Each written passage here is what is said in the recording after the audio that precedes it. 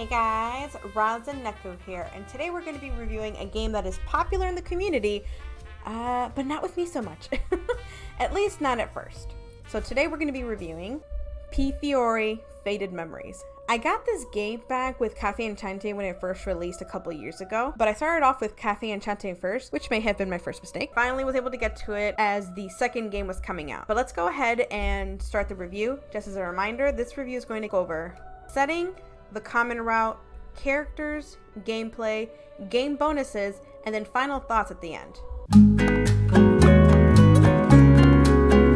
The setting of this game takes place in Berlone, a town in Italy. And in Berlone are three mafia groups. Those groups being the Falzone family, the Visconti, and the Lauscho. The Falzone family is led by Dante. Falzone family is very traditional. You have to be in the bloodline in order to be with the Falzone family, or at least adopted through them, and you're only the head of the family, again, by blood relations. So the purest blood relations makes you the leader, and you are raised to be the next leader of the Falzone mafia group. The next mafia group is the Visconti family. The Visconti family is like, hey, we don't like the Falzone family's traditions. The Visconti family was literally made out of the Falzone family. Someone was like, hey, I don't like the fact that in the Falzone family you have to be blood related or adopted of some sort. So we're going to make our own mafia group. They pulled out of the Falzone family and made their own called the Visconti family. And they'll take anyone in who has like skill, talent, is committed to the family, following the rules and all of that. So basically another mafia group, but without the bloodline. And then there's the Lauscho. Kind of weird because it's a Chinese mafia group in Italy, and they're also violent and sell illegal goods. But yeah, they're one of the three mafia groups in Berlone. The common route starts off with the main character named Liliana Ardonato. She is an orphan that grew up in the church. She never knew who her parents were or what happened. It was never discussed in the game, but she grew up in the church and was faithful. She cooks, she cleans, she takes care of the kids, she's really good at baking, and of course she helps out with the poor. The church is also a neutral territory between all of these mafia groups. Prologues give you a sneak peek of the characters, but that's really it. Depending on the choices you make, really soon afterwards, you either get saved or abducted by one of the male options. Speaking of which, let's go ahead and take a look at the characters. The first character we're going to go over is Dante. He's a really quiet character and doesn't really show any emotions, not because he doesn't know how to feel or anything, but because he's head of the mafia family. He can't really show his feelings. He has to look like a strong, tough, and smart boss in order to lead the family, gain their respect, and of course be intimidating. You can't be a leader if you're like friendly and all of that. In this game, you can see pretty quickly he has a sweet side. I would say is the kudeta of the game, where he seems like he's emotionless and doesn't really care, but it does slip through pretty often. Next to Dante is his right-hand man, Nicola. Nicola, who apparently is a ladies' man. That's one of the weird things about this game, is I've seen people talk about how he's a flirt, but I haven't really seen that. He doesn't hit on you, he doesn't like throw out compliments or do it to other women or anything. He literally focuses on just the main character. If anything, I'd say he's charismatic, and then when he's close to you, he's teasing. I won't be spoiling what happens in the game, but in the game, he kind of goes back and forth between a couple things, and it's hard to figure out what he's actually doing, but once you kind of know his character and realize that he's just trying to put a front to get what he needs or what he wants, it's like, oh, okay, I get what you're doing. He also really cares for Dante. He's a little bit older than Dante, watched him grow up, and really worries about him, especially since Dante isn't really allowed to show emotions and has to keep being tough or ice cold. So if anything, I feel like he's very dedicated, good friend. And then there's Orlok. He's literally nothing but a cinnamon roll, literally getting down to one knee and saying, I am giving my life to you because you are the key maiden, but we'll get to that. Throughout his route, he doesn't really show any emotion, not because he has to be cold or anything like Dante, but because that's just how he grew up. He has essentially grew up as an assassin to be the protector of the key maiden in the game. So unfortunately, he didn't really have time to explore his feelings. He just focused on protecting the truth of what was going on and the key maiden herself. But once you show him a different light, he does start to think differently about what he's doing and is really lost with his emotions. He's like, his opinion starts to change, like, should I not? What am I supposed to do? I feel one way, I'm thinking another way. So he's very conflicted. But once he starts figuring it out, it's really, really sad to see. He's very I wouldn't say emotional, but sensitive.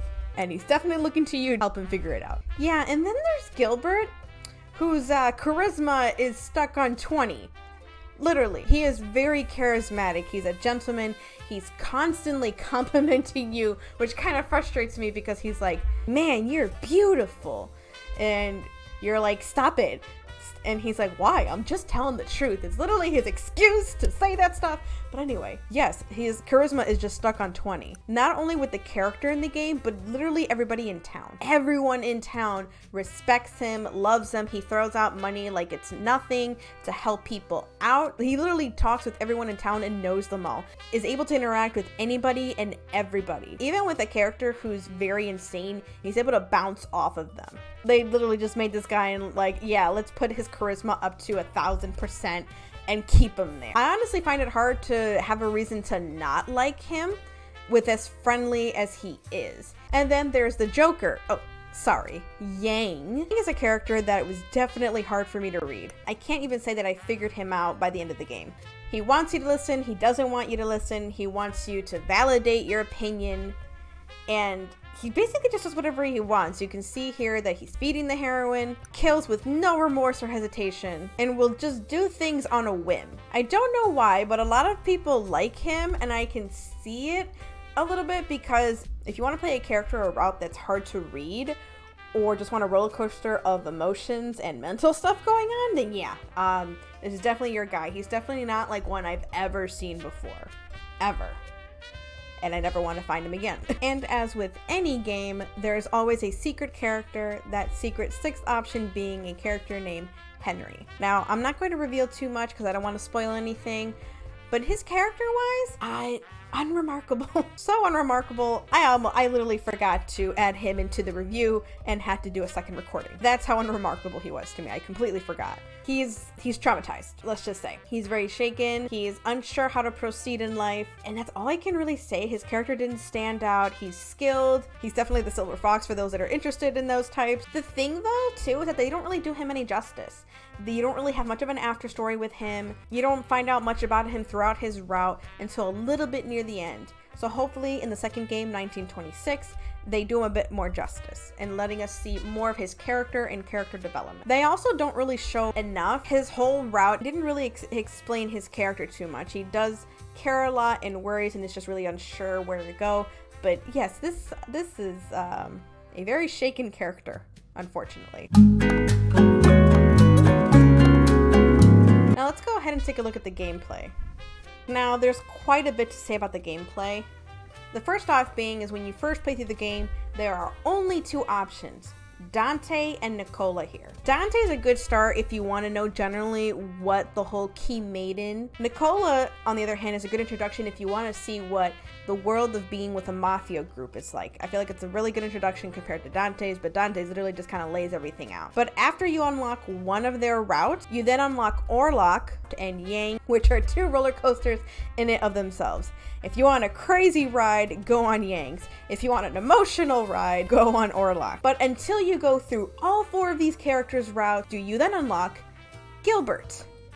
That being because his route is half of what's going on in the true ending, the real main ending of the story. Once you finish his route, do you unlock the true ending, and after the true ending, you get a secret character. That secret character being Henry. So you have to go through a bunch of characters, a bunch of stories, just to get to the main thing of the game. Personally, I'm not a big fan of this kind of gameplay where you only get two prologues, so you barely get an idea of what is going on.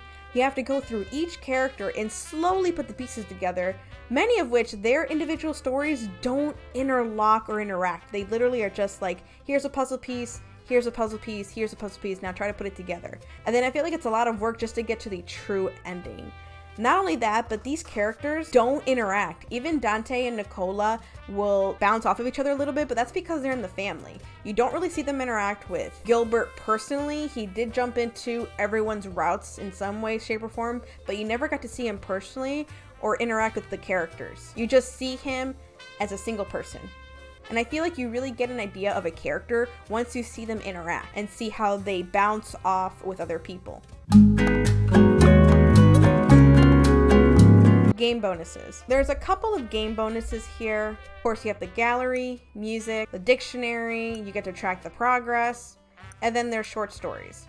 I'll start with the most irritating thing for me, which was the progress. Now here, you can see that everything was unlocked. Now let's focus on, let's just say Dante's route. Once you go through the prologue and then go through all 8 to 9 chapters of Dante's route, you are only 20% done. In some characters, you're only 15% done. You have to unlock all the bad endings just to add 5 to 10 more percents in there until you get to 100.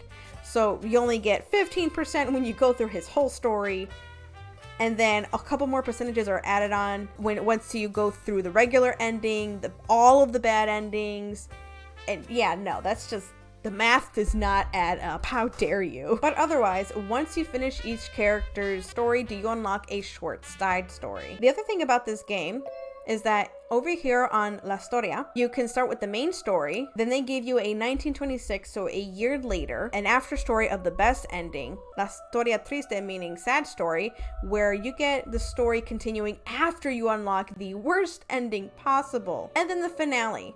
Once you go through the main story, you get an after story. That after story is a prelude to the second game, Piofiore 1926. What's kind of cool here is once you click this, they go over to some pictures and you can click the character. I didn't test it out, but I think you can actually click these stories without going through their main stories.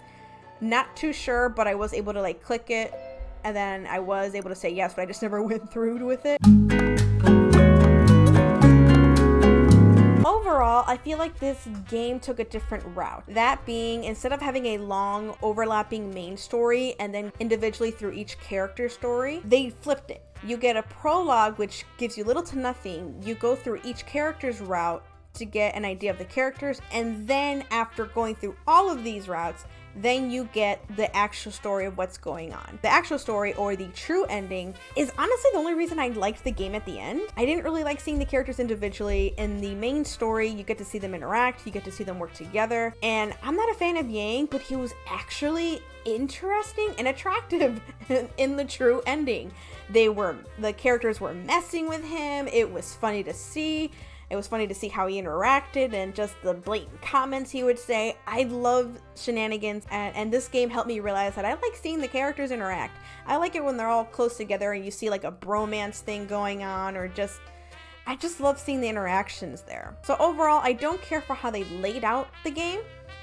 The characters don't stand out individually that way, but when they're together, it's more interesting, and I feel like I would have had more fun if we had started it off that way.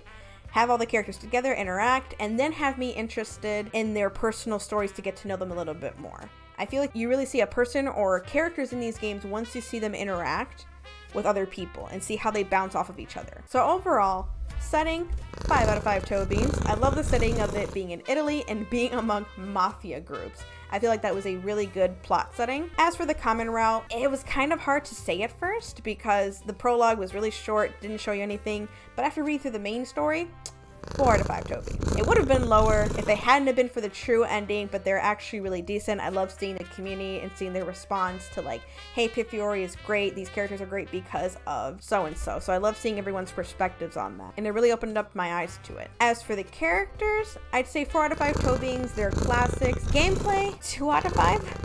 After you play games like Bustafellows and Cupid Parasite, where the music is just on point, there's buttons and a lot of other stuff to interact with and unlock, Piofiore went down the traditional route of, hey, you unlock images, dictionary words, some after stories. So after you've been spoiled, it's kind of like, okay, they went down the traditional route. Cool. 2 out of 5 toe beans. Feel like there could have been a little bit more. Personally, I give this game a rating of 4 out of 5 toe beans.